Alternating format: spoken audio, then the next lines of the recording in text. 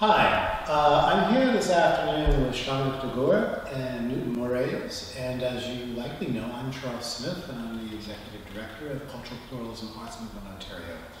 We're now getting ready to celebrate our 10th year. Amazing how time flies. And as part of that, we have been very lucky to receive grants from the Toronto Arts Council and the Canada Council for the Arts, as well as the Ontario Arts Council, to help us celebrate our 10th anniversary and to bring some of the amazing artists that we've shown in the past back to our stages again. So we're really lucky to have Newton with us. Newton performed for us a couple of years ago at the Arts and Letters Club, and Shaunga, who was with us at the Theatre Centre about 2 years ago. Both are incredible artists, and we're bringing them back again. Newton will be performing on May 28th in the evening, and Shaunga will be performing on May 28th in the afternoon. All of these will be at the Daniel Spectrum in Regent Park, either at the Aki Studio or in CSI. So let me introduce them to say a few words about where they are at the moment. How are you today, Shaunga? I'm doing really good. I'm happy to be here. Like you said, I performed a work a couple of years ago and it was a really great experience. So I'm happy to celebrate the 10th anniversary this year. The work that I'm going to be presenting is an excerpt from a new play and a musical that I'm writing called Otherworldly Giants. It's kind of inspired by my work as both an astrologer and a theater artist, which I've been kind of doing alongside of one another over the last few years, but now I'm really more like infusing those two worlds together, astrology and theater, or I'm really interested in doing that more and more. And also my own kind of spiritual practice, which kind of gets in the mix as well. Over the last few years, I've really been infusing more kind of like ritual and ancestral healing, and kind of even just multi-dimensional, multi-generational, kind of conversations, that I have with my ancestors in my spiritual practice, kind of, using theater as a site to play with those themes and bring them to life in a kind of joyful way. And so with my work as an astrologer, I've noticed too, that it's not really just a technical thing that I'm doing with astrology in terms of interpreting the sky. It is also a conversation that I have with the planets in the sky and the way I've developed a genuine relationship with them. And so this musical is sort of, I was inspired to say, okay, what would happen if I took, the planets and the astrological and kind of mythological things that I know about them and translated them into people, and what would happen if they came alive as everyday heroes or super queeros. As a queer woman of color, I always have queerness and race and gender in my work, and so and what would happen if they burst into song every once in a while. So I'm really excited. This is I'm just at the very beginning stages of developing this work, and so I'm really excited to just play around with some of the, world building and character and story development that I'm playing with, and, present it on May 28th. Yeah. And Newton, I guess this somewhat dovetails to the work that you'll be presenting as well on the 28th. Yes, I'm very excited, and thank you for the invitation, Charles, for being part of the event for the 10 years. And I'll be working again at developing another chance of performing Ihu is a piece that I did some years ago, and actually I was in collaboration with Tinia. It was the first time I performed at the Winchester Theatre, and I had my mentor from Pina Bausch, Just as Sports, who came to Toronto, and we got several supports from Canada Council, Ontario's Council, Toronto's Council, I think Lady Law as well, for him to be a mentor for myself and also help me the seeds for my creation. And that was an homage to my partner, Bob, but unfortunately he's no longer here with us. He's in the universe, and he's my mentor. And I'm really happy to showcase that piece, 20 minutes of that piece. And talks about myself being a gay man, born and raised in Brazil, and somehow it's an autobiographical piece that showcases myself dealing with my sexuality and my spiritual side, and also the unfortunate loss of my partner and grieving his passing. So it's a very important piece for me. I think it's one of the strongest pieces I ever created. And I feel that I'm ready to perform again. I feel so honored and so happy for the invitation. We're happy to have both of you, and I can't help but hear a lot of similarities between the way each of you are approaching your work, even though you're clearly in different bodies. You come from different parts of the world. What is it about that looking at performance that combines spirituality, sexual orientation, race, language, ancestral communications, healing? Either of you want to offer a comment on that? Yeah, I mean, I don't know, I feel such like an excitement around the energy that, different like queer, like people of color artists, I don't know, just there's an energy, there's a vibe that I feel around us, even though I don't, it's the first time we've met, I don't know your work, but like I feel connected to a lot of people who are, kind of really reaching for stories and work that really comes from the soul, and I feel like there's an increased sort of urgency to pursue like, what is really the thing that the soul wants to sing, or like what is our purpose, really digging deep into, I guess, digging deeper into our hearts and like what is it that like really needs to come through me, and in that I think it kind of inevitably like goes into like a spiritual space, or work, like the things that happen in our lives that really affect us, like the grieving, our relationship with like death and survival, and and joy, and passion in the face of all of that. That's definitely for me like what inspires my work, and I don't think it's just me, and so I'm excited and not that surprised when I meet other people who are like on that similar vibration.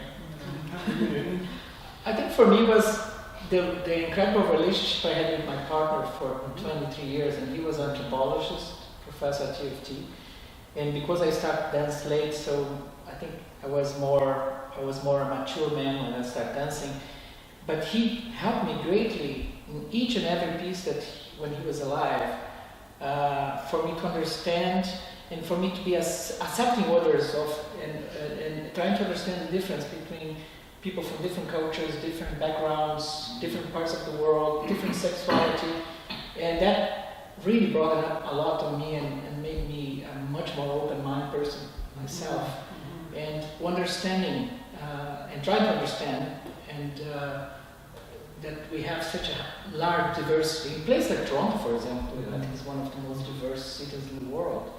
I think it's incredible, and that's what I want to explore more and more.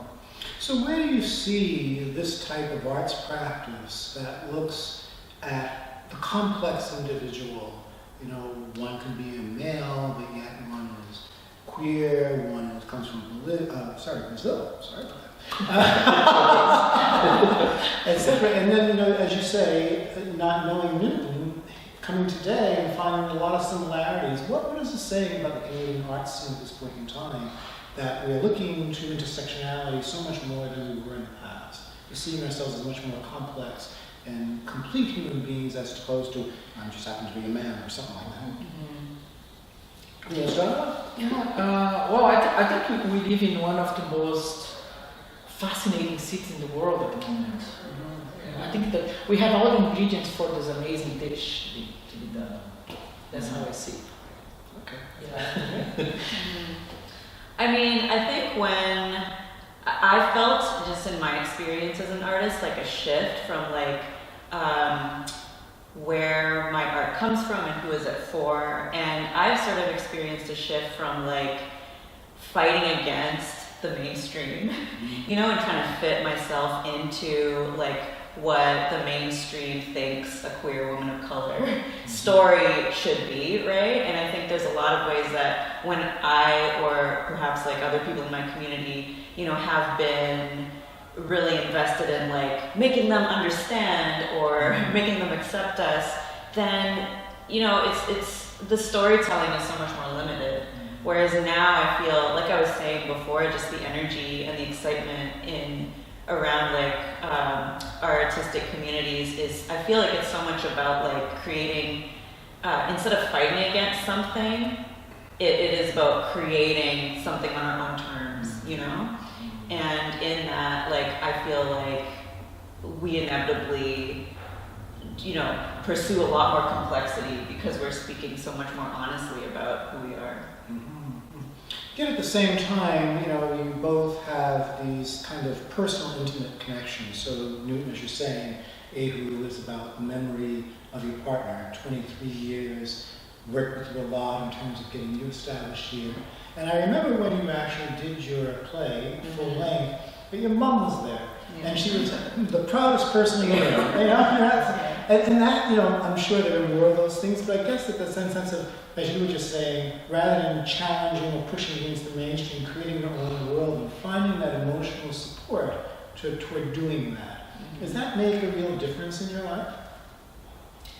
Oh yeah, I mean, it's funny because like I, you know, work with all these otherworldly like elements, right? The planets, like these, so big, right? But really my actual investment is telling really intimate stories, you know? And I mean, I don't know yet exactly what Otherworldly Giants is gonna be about, but I know that like I'm pulled toward, you know, it's probably going to be about something about motherhood and my relationship with, you know, my mother and that lineage. And I mean, one of the planets that I am exploring on May 28th is going to be Pluto. And Pluto is the planet of death and rebirth. And so when it shows up in astrology in our lives, it is a time where we have to meet the lessons of death in some way. And it's also the planet of intimacy, right? And so what death does is show us like a very intimate part of who we are. So it's, yeah, those things they're never unconnected for me. And I think that's like, that is what is so beautiful about theater and about exploring intimacy in theater, is that when you share it with other people, like you touch them in intimate places too, and it's this very beautiful kind of exchange. How about you? Well, for me, I try to combine, well, of course, most of my dance comes first from myself or things around myself, but I'm very interested and very curious about any other forms of communication through the arts. So, of course, I studied Toronto Dance Theatre. I was 28 years old. I never thought that I would become a professional artist, but here I am. You know, I'm interested in new languages of dance. For example, like I'm studying Gaga now. You know, I study Butoh, I study, you know, contemporary dance and improvisation, many other styles. But yeah, I'm always like be open and curious, and I think there is a place for everybody. I think there is a place for everyone. We just have to, and I think I feel more comfortable with that right now, accepting that. But of course, we have to struggle for financial things to create work, you know, and that's always the big problem. But if you have good connections and if you have integrity in your work and have good work, and if you also have good collaborators, then things start paving and you start getting more things done. And of course, you have to believe in what you do as well. Yeah, so. I remember the last time you performed for CPAMO, I was struck by the elements of trance that seemed to be coming through. This really deep spiritual, get out of the mind, get into the body where the spirit resides, and let that, you know, sort of take care of the rest of it. And I just remember being, wow, blown away by this trance-like experience. And now, does a who come out of that as well? Yes, because also I touch about this, my spiritual side as Afro-Brazilian religion. As you can see, my melanin, I'm not a black person, but I'm accepted by the Afro-Brazilian culture in Brazil, because I used to be Catholic. But I used to go to church, and then the priest would say, gay men, lesbians and stuff like that, they're all going to hell and all this. And then I was thinking, well, there is something wrong, either wrong with the church or wrong with myself. And somehow I believed that I was not wrong for who I believe and who I loved.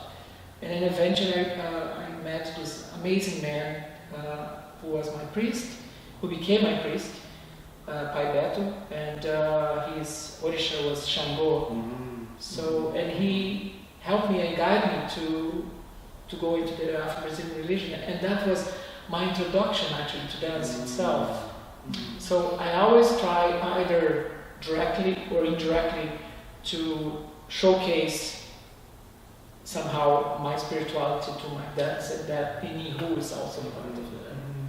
And with your work, it seems to be a very personal journey, coming to be, recognize who you are, the struggles toward that goal. And it's interesting to hear you now talk about less of the struggle about self-identity, but more of the positive spin that you're seeing. Did that work help you prepare for where you're currently at this point in time?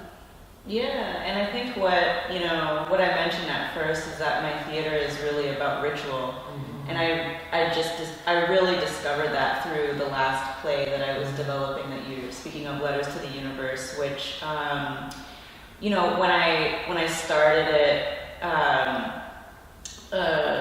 right after I started developing it, my father got sick and passed away, and then the story became about his death, and not just his death, but like ritualizing that moment, and who I had to grow into and become throughout that experience. And what that ritual really took me through, I think, was, it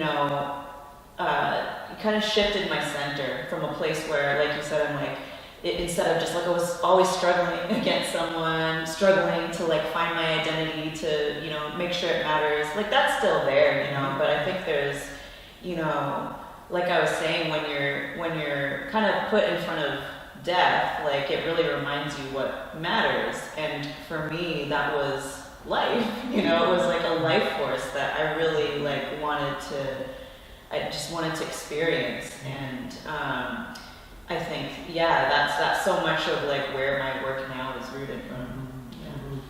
It's amazing talking to you both, and I'm looking forward to both of your performances. I think I have to split myself into about 3 or 4 different people just to kind of see everything that happens during that time, because there's so much going on. And we really want to thank you both for being part of it. We're honored to be able to bring you back, because we know you're both busy and doing amazing work. And if I can just ask us, before we say thank you to 918 Bathurst Street Cultural Center for enabling us to use the space, if we can all just 1, 2, 3 together say happy birthday or happy anniversary, CPAMO. Happy anniversary, CPAMO.